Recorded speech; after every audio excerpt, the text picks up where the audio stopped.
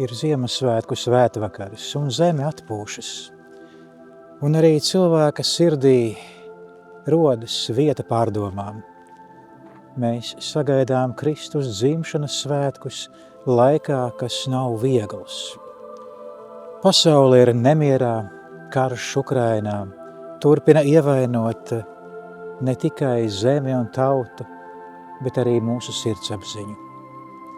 Cilvēki pierod pie ciešanām, pie vārdarbības ziņām, pie augstuma, ne tikai laikapstākļos, bet attieksmē vienam pret otru. Redzam arī vērtību krīzi.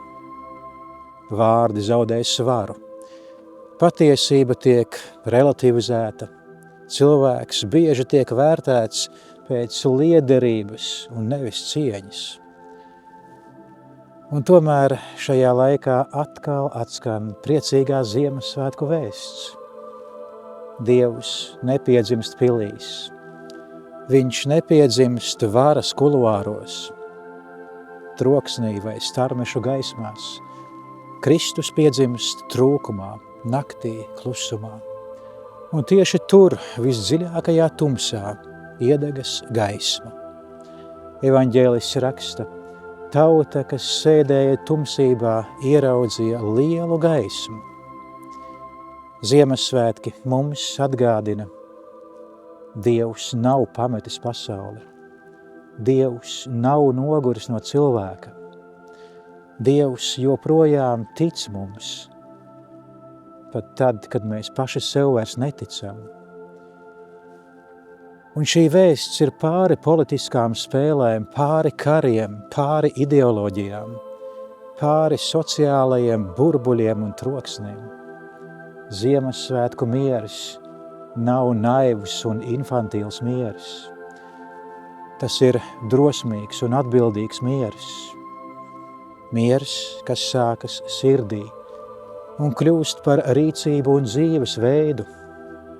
Šī Ziemassvētku vēsts ir par spēju palikt cilvēcīgiem, par spēju nepierast pie ļaunuma, par spēju mīlēt arī tad, kad tas dārgi maksā. Katrs no mums var būt šīs Ziemassvētku vēsts, miera un gaismas nesējiem, ar vienkāršu vārdu, ar piedošanu, ar atteikšanos no cinisma un necilvēcības, ar izvēli stāvēt patiesības, labestības un cieņas pusē.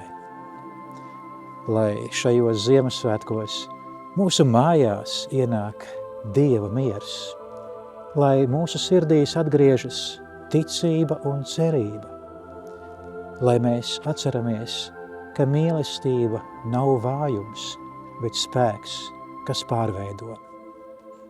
Un ka gaisma un mīlestība vienmēr ir stiprāka par tumsu un naidu. No sirds novēlu svētīgus, mierpilnus un mīlestības pilnus Ziemassvētkus, lai Kristus piedzimst arī mūsu sirdīs un caur mums, mūsu ģimenēs un mūsu mīļajā Tēvzemē.